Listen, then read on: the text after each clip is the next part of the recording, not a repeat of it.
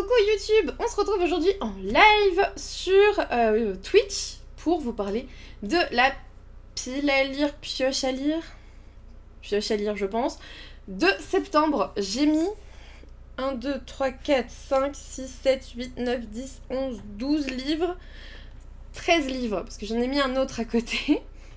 Oups. Le premier que j'ai mis à côté, en fait, c'est parce que je l'ai en numérique, donc je peux pas vous le montrer. C'est La tisseuse de Mélodie de Sarah Abbasi chez Hachette, que je suis censée commencer bientôt. J'ai pas trop envie de relire le résumé. C'est un SP que j'ai reçu de Hachette, mais en numérique. Il y a de la romance, de la romantasy. On verra bien. Je vous en reparlerai normalement dans les 3 prochaines semaines. Normalement.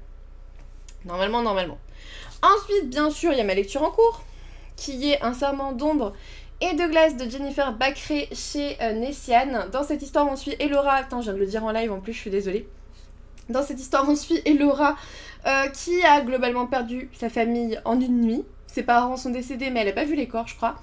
Et son frère est parti durant une attaque du château. Le mec le plus courageux du monde, je pense. Et elle se retrouve reine de son royaume.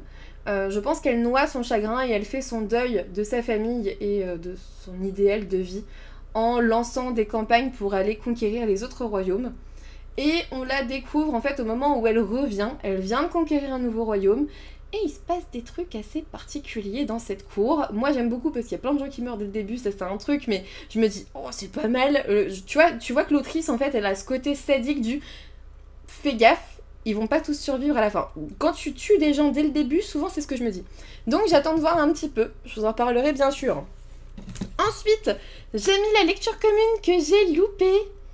Je devais lire en lecture commune, mais en cet été, j'ai quasiment pas lu, j'ai très peu lu, j'ai pas réussi en fait, j'arrivais pas, je pense que j'avais autre chose à faire, et en été, il fait trop chaud pour lire. Mais tous les ans, c'est la réflexion que je me fais, en juillet, août, j'ai du mal, et en fait, je devais faire une lecture commune avec Audrey, donc Audrey Vaisselle-Dinger, La Tasse ébréchée, dont c'était l'anniversaire hier d'ailleurs, pour moi, pas pour vous, c'était samedi, son anniversaire. Et en gros, on devait lire les chroniques des Zéphyria, le tome 1 d'Axel Colos et Améthyste. Vous savez, c'est ce roman, je vous ai dit, oh, ça ressemble à un webtoon et tout. On vous dit, j'étais une archimage de talent avant de tomber bêtement amoureuse d'un prince arrogant. La reine, sa mère, me tenait entre ses griffes, mais cela ne lui suffisait pas. La cour de Zéphyria condamna toute ma famille à mort. À l'instant où je m'éteignis sur la potence, je me réveillais 4 ans plus tôt avant de rencontrer ce fameux prince. On dirait un isekai, un webtoon vraiment, avec retour dans le passé au moment où elle meurt et elle essaye de tout changer. Et en fait c'est ça, c'est dans cette nouvelle vie, je suis prête à tout pour sauver ma famille et survivre, quitte à m'allier avec Jürgen je pense, un duc maudit au charme, un ravageur. J'aime déjà Jürgen, vraiment, je l'aime déjà, rien que par le résumé. À l'intérieur, donc c'est de l'auto-édition, et c'est juste magnifique. Je sais plus si je vous l'ai déjà montré, mais c'est vraiment magnifique. J'avais très envie de le lire, mais pas au moment où Audrey me l'a proposé en lecture commune. J'arrivais pas. J'ai lu 2 pages, ça avait l'air bien. Regardez le... J'ai eu un petit marque-page. Elle est trop belle. Lui aussi, il est trop beau. Ah, franchement. Ah. Ouais, j'ai bien envie de me le faire bientôt, là. Quand j'aurai une petite envie de webtoon, bam, je prends celui-ci. Surtout qu'il y a le tome 2 qui arrive dans pas longtemps, il me semble. Dans pas très longtemps. Ensuite, celui-ci, je l'ai mis. Je suis censée le lire en lecture commune avec Séverine. Il est bien ce livre, mais il faut que je lui renvoie un message pour voir quand on le commence. Il s'agit de Le dernier voyage de Momoko Hidaka de Shisako Wakatake chez Nami. Et en fait, ça... Je sais pas, on est dans un roman de littérature japonaise comme je les aime. C'est-à-dire qu'on a une autrice, donc Shisako Wakatake, qui a commencé à écrire au moment où... après la mort de son mari.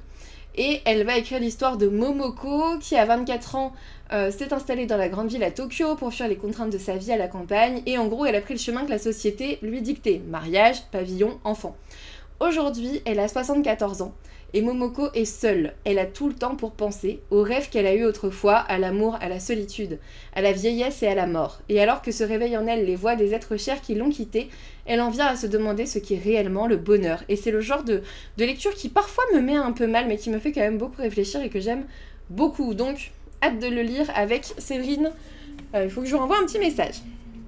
Ensuite, je suis dans le déni de la fin de l'été.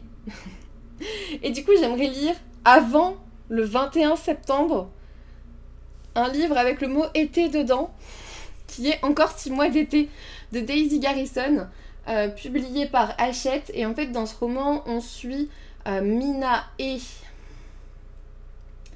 un gars, j'ai pas son nom.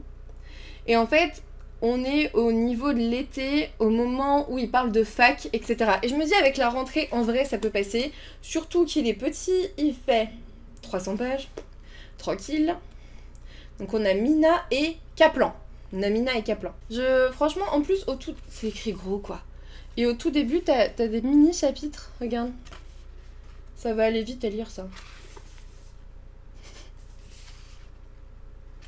C'est trop mignon, ça. T'as Kaplan qui fait ça tourne? Oui. Mina Stern est ma meilleure amie. Ils attendent que j'en dise plus.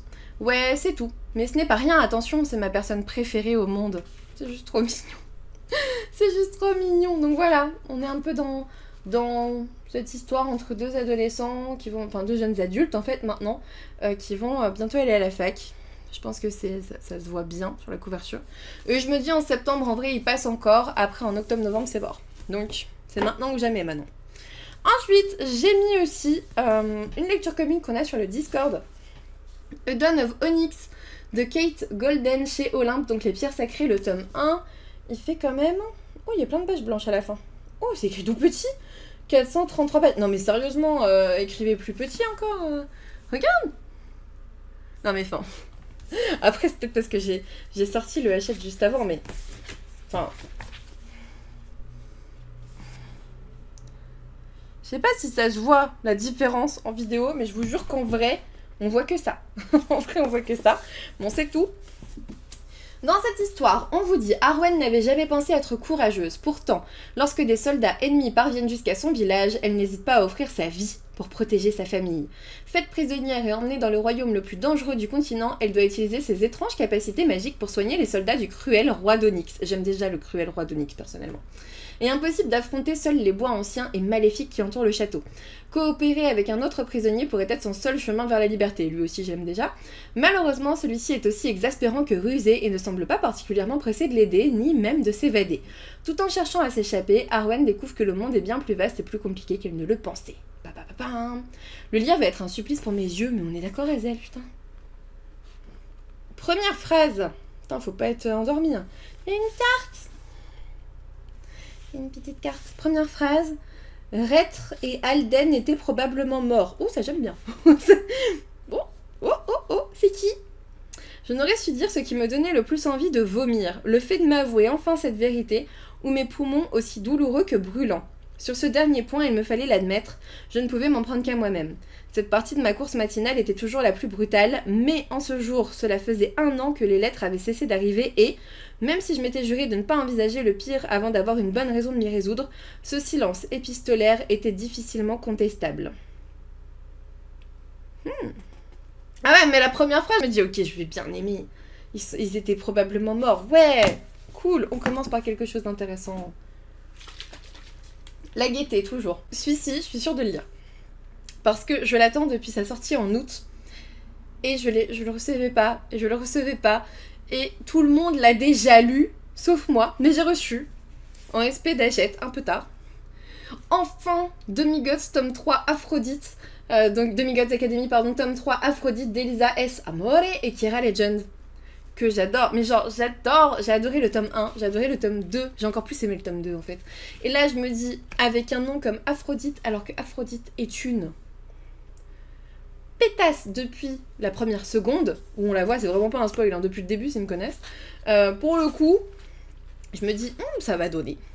Oui, ça va être sympa. Je peux pas vous dire le résumé, mais c'est bien. Lisez cette saga. Après, je crois qu'il y a 12 tomes, donc on n'a pas fini, mais bon, on verra bien. Mais j'espère que le tome 4, il sortira dans pas trop longtemps. J'espère. Ensuite, j'ai mis celui-ci, Bring Me Your Midnight de Rachel Griffin chez Big Bang. Ici, on vous dit, le destin de Tana Fairchild est tout tracé depuis sa naissance. Son mariage avec London, le fils du gouverneur, scellera une alliance sans précédent entre les sorciers de son île et les habitants hostiles du continent. Pour maintenir la paix, le coven de Tana libère une partie de sa magie dans l'océan à chaque pleine lune. Le jour où Tana manque ce rituel, elle ne peut se confier à personne. C'est alors qu'elle rencontre Wolf. Wolf qu'on aime déjà, évidemment. Wolf qui prétend appartenir à un coven pratiquant une magie interdite, et le seul à pouvoir l'aider. Il lui enseigne sa magie et pour la première fois, Tana se sent puissante. Tandis que la mer devient de plus en plus agitée, les sorciers perdent le contrôle des courants, ce qui met en péril l'Alliance et l'île elle-même. Tana doit alors choisir entre l'amour et le devoir. Épouser London garantirait la paix, mais perdre Wolf pourrait lui coûter tout le reste. J'avoue, il me fait envie. Et j'ai vu aucun avis dessus, donc sur ça c'est bien. Première phrase. Ma mère m'a dit un jour que j'étais chanceuse de ne pas avoir à chercher ma place dans ce monde. Naître avec le nom de famille Fairchild sur une petite île à l'ouest du continent signifiait que je l'avais déjà trouvée avant même d'en avoir conscience. Comme bien souvent, elle a raison. Mais j'ai toujours pensé que si je devais me mettre en quête de ma véritable voie, je la trouverais dans les profondeurs de la mer. J'adore lire le début des livres. Je sais pas vous, si vous le faites, mais je vous en fais profiter. Moi j'aime beaucoup parce que ça en dit beaucoup, la plupart du temps, sur le livre. Oh, la dédicace est trop belle, c'est noté pour papa. Merci de m'avoir appris que mon bonheur compte plus que tout et d'être là pour me le rappeler quand je l'oublie. C'est... Ah, c'est trop bien, c'est trop touchant, j'adore les dédicaces comme ça. Je réitère, première phrase de la gaieté. Mais oui, mais en même temps, quand tu commences un roman, tout ne peut pas bien aller, Hazel. C'est pas possible, sinon... Ben, il n'y a pas d'histoire. Sinon, il n'y a pas d'histoire. Je continue avec la deuxième lecture commune qui est aussi sur le Discord. Si jamais vous voulez nous rejoindre, je vous mets pour YouTube le lien en barre d'infos. Et pour Twitch, on vous met le lien ici. Voilà. Deuxième lecture commune, le 13e dieu de Jocabel Caballero chez Adictessi. Et moi, j'ai trop envie de le lire. Autant celui-ci, je suis sûre de le lire, autant Dawn of Onyx, ça dépendra de comment... J'arrive à gérer mon mois, parce qu'on est déjà le 8. Tu vois. Oh, parce que... Ah non, mais attends. Parce que même en 1000 morceaux, son cœur continuait de battre pour elle. Ok. Ah, c'est la même citation derrière, c'est nul. C'est nul. Alors... On vous dit, le 13e dieu, jadis honoré et respecté, a été banni de l'Olympe et jeté dans les abysses du Tartare. Pendant 2 millénaires, son nom a sombré dans l'oubli et la superstition du nombre 13 est née. Mais les chaînes des enfers ne peuvent contenir éternellement une divinité assoiffée de vengeance. Le moment est venu pour Kratos, dieu du pouvoir, de se libérer et de se venger des dieux qui l'ont trahi. Sa première cible, celle qui l'a précipité dans l'obscurité, Artémis, déesse de la chasse et de la chasteté. Seulement, après tant d'années, le monde a changé et les dieux avec lui. Certains Olympiens vivent aux côtés des hommes, les inventions humaines rythment la vie sur Terre et les cités guerrières ne sont plus que des ruines. Ça a l'air trop bien. Je suis de le recevoir, mais je te jure, c'est sûr, mais à contrario, tu as des romans où ils veulent se péter la gueule première phrase. Je trouve ça trop drôle, oui c'est vrai. Première phrase. Allez. Ah, c'est un prologue. C'est nul. Le prologue, il est nul. Hop. Première phrase du chapitre 1.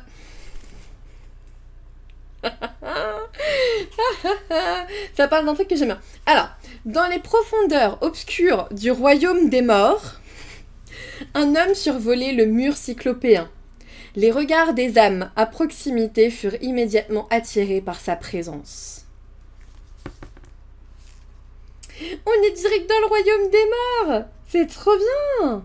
Attends, les regards des âmes à proximité furent immédiatement attirés par sa présence. Il était rare de voir quelqu'un franchir ses remparts. À vrai dire, c'était même une chose impossible. Les blocs de pierre polis recouverts de lierre fleuri ne pouvaient être escaladés ni survolés. Plus d'une âme errante s'y était exercée en espérant atteindre le paradis des Champs-Élysées que protégeait cette muraille. Elles avaient cherché à rejoindre les âmes vertueuses et héroïques de l'autre côté pour goûter au bonheur éternel et s'éloigner des souffrances infligées par les enfers. Seulement, jusqu'à présent, aucune d'entre elles n'y était parvenue. Le mur cyclopéen s'agrandissait à chaque tentative, rendant la destination tant désirée inatteignable. Personne ne pouvait venir à bout de cette épreuve et franchir cette muraille. Personne en dehors du souverain des lieux, Hadès, le dieu des enfers et des morts survolait le chant des guerriers sans s'attarder sur les lamentations qu'il entendait en contrebas.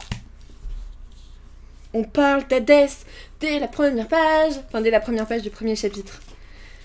Ça fait, tu vois, il y a ce genre d'histoire où tu commences, tu sais que tu vas être bien. Tu sais que tu vas être bien. J'avais même pas vu qu'on parlait d'Hadès dès le début. C'est juste que je trouvais ça cool, le côté, les âmes qui veulent aller de l'autre côté. Pareil, écrit un peu petit. Écrit un peu petit aussi. Décidément, on a pris des lectures communes qui sont écrites trop petites. Ah, je vois Arès et Kratos. Oh, ça va me plaire. Voilà, et oui, j'ai quelques pavés. Après, j'ai des petits livres.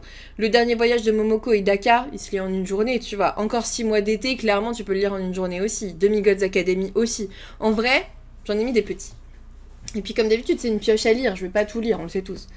On le sait tous. Ensuite, j'ai mis l'une de mes plus grosses arnaques, escroqueries, de mes derniers achats. Moi, j'ai le sentiment de m'être fait escroquer. Et d'ailleurs, j'ai tellement ce sentiment de m'être fait escroquer que je l'ai même pas ouvert. J'hésite à le renvoyer, pour être honnête avec vous. C'est La Cité aux épines de C.N. Crawford. Ouais, c'est ça. Donc, Les épreuves de la reine démoniaque, le tome 1. Mais ouais, mais tu savais, mais grave. Sérieusement, devinez son prix. Non, mais c'est mensonger parce que même quand tu regardes... Ouais, c'est ça. Quand tu regardes sur comment ça s'appelle, la photo sur Internet, tu as l'entièreté du cœur. Alors, je suis désolée, mais le cœur, il est même pas entier tellement le livre est petit. Tu vois? Enfin, c'est abusé. Salut Stéphane. 27,99 €. Juste. What? J'étais choquée. Pour moi, il faisait ça. Pour moi, il faisait un peu moins de ça. Enfin, sérieusement, j'étais dégoûtée. Quand je l'ai reçu, j'ai failli le remettre dans le carton. Le Jaspage, j'ai l'air mal imprimé. Non, il est bien. C'est juste que t'as le plastique dessus et du coup, peut-être qu'en vidéo, ça rend moins bien, mais en vrai, ça va. Donc, on vous dit... fêter mon anniversaire depuis un cachot, ce n'est pas vraiment ce que j'avais imaginé. Mais lorsque les seigneurs du chaos, un démon... Bon, on s'en fiche. Me prend pour mon double maléfique, c'est exactement ce qu'il se passe. Quand il finit par comprendre que je ne suis qu'une simple mortelle, il me propose un accord que je ne peux refuser. Son autorisation de rester dans la ville interdite pour retrouver le meurtrier de ma mère en échange de mon aide. Tout ce que j'ai à faire, c'est de jouer à la succube. Mais non, trop dégoûté. Mais attends, tu me parles du brochet? Moi, je l'ai pas vu le brochet. Pourquoi j'ai pas vu le brochet? En fait, si le brochet, il est mieux, je te jure, vire celui-là. J'ai vraiment... En fait, j'ai tellement...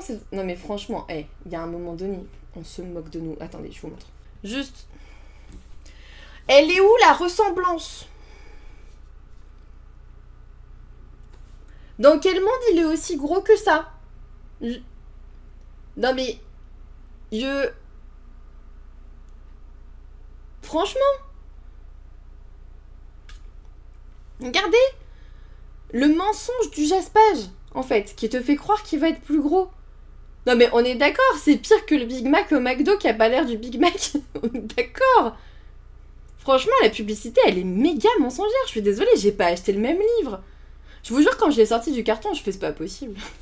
Du coup, il est encore sous blister et je l'ouvrirai pas jusqu'à ce que j'ai décidé si je le garde ou pas. Sinon, il me reste 3 livres dans cette pioche à lire. Il y a celui que j'ai reçu hier de Collection R, qui est Dans la forêt profonde de Kate Pearsall, je sais plus. La forêt n'oublie pas, elle attend. Je crois qu'il est sorti là cette semaine aussi. On vous dit: papillon d'amour aux ailes d'ange, papillon de mort aux ailes de sang. La petite ville de Cabal Hollow a 2 attractions. Sa forêt qu'on dit habitée par le terrifiant homme papillon, et les femmes de la famille James qui tiennent le diner, la lune des moissons. Comme ses 3 sœurs, Lyndon James est née avec d'étonnants pouvoirs. Elle est capable de goûter les émotions de ceux qui l'entourent. Un don qu'elle regrette amèrement de posséder depuis qu'il lui a coûté son amitié avec Cole Spencer, le séduisant fils du maire. Mais lorsque le corps d'une adolescente est retrouvé dans la forêt, Lyndon décide d'utiliser son don d'empathie pour percer les mystères de sa mort. Ce drame semble étrangement lié au meurtre non élucidé d'un enfant survenu 20 ans plus tôt, et à sa propre disparition l'année précédente, dont elle n'a d'autre souvenir que les cauchemars qui la hantent. Mais il y a un côté très... thriller, enfin petit thriller. Et du coup, un côté très Halloween, je trouve. Donc je trouve qu'il sort au bon moment. En parlant thriller... En parlant thriller, j'ai aussi mis Après minuit de Gillian McAllister que j'ai acheté en occasion ce mois-ci. C'est le livre qu'avait présenté Séverine quand elle est venue dans l'émission du 18 août. On vous dit, nous sommes le 30 octobre 2022, il est tout juste minuit.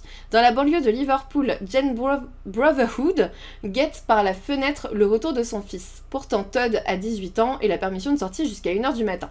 Mais quelle mère ne se laisse pas gagner par l'angoisse tant que son enfant n'est pas rentré? Alors, quand son fils apparaît enfin dans la rue, Jane sent le soulagement la gagner. Un soulagement rapidement remplacé par l'incompréhension puis la terreur, tandis qu'elle se précipite à l'extérieur. Todd vient de poignarder un inconnu sous ses yeux. Quand la police emmène son fils menotté, toutes les certitudes de Jane vacillent. Lorsqu'elle se réveille le lendemain, Todd est dans sa chambre, comme si rien ne s'était passé. Nous sommes le 28 octobre, il est tout juste 8h et Jane commence seulement à comprendre à quel point son monde a basculé. En gros, on remonte dans le temps, au fil des jours. Donc j'ai bien envie de le lire. Je l'ai pas du tout aimé, tellement vu et revu. Ouais mais Steph, toi t'en lis plus que moi. Moi j'en lis pas beaucoup de livres comme ça, donc tu vois. Je me dis ça peut le faire. Et enfin, dernier livre de cette pioche à lire de septembre. Je ne perds pas espoir, je reste sur mon objectif de lire un Plume Blanche avant Mons. J'ai mis Angélion, le tome 1, Illuminer les cieux de Justine Tiffany. Et ici, je vous l'ai déjà présenté maintes et maintes fois, car je l'ai depuis sa sortie, quoi, 2022 2023 Non. Oui, 2023. Non, 2022, parce que je l'ai acheté en novembre 2022, dépôt légal, septembre 2023. Donc c'est ça. Et pareil, par contre, les plumes blanches, c'est ça qui est chiant, c'est écrit petit. Ça, c'est chiant. On vous dit, jadis Angélion, l'astre sacré illuminait le ciel lors de la levée. Aujourd'hui, la tombée de la nuit annonce l'avènement des damnés. Dans le chaos de ce monde enchaîné et torturé en proie à un homme aussi cruel qu'immortel, un murmure prophétique parle d'enfants avec l'extraordinaire pouvoir de manipuler l'Angélion. Écoutez, on verra bien ce que ça donne. Première phrase. Une nouvelle détonation fait trembler les murs avec une telle violence qu'Ariae la ressent jusqu'au tréfonds de ses os. Ça, c'est le prologue. Première phrase du chapitre 1, partie 1. La nuit d'un noir lourd et étouffant n'est éclairée par aucune étoile. Le ciel d'encre, tel un rideau épais sans nuance, emprisonne le monde depuis bien longtemps. C'était quoi le livre avant Après minuit? C'était Dans la forêt profonde de Kate Pearsall. D'ailleurs, j'ai pas regardé la première page. Première ligne. Première ligne. Oh, il y a un truc bizarre. Almanach montagnard de la famille James. Ok. Non, je n'en démordrai pas. Une poêle en fonte doit être chemisée avec du saindoux. Conserves et bocaux se préparent de préférence en lune décroissante et les secrets qu'on souhaiterait voir éternellement enterrés ne restent jamais enfouis très longtemps. En effet. Première phrase de Après minuit. Jane est bien contente qu'on change d'heure cette nuit. Du temps en plus, 1 heure de gagné, au cours de laquelle elle fera semblant de ne pas attendre le retour de son fils. Voilà. Et l'autre, je peux pas vous le dire, je l'ai laissé sous blister.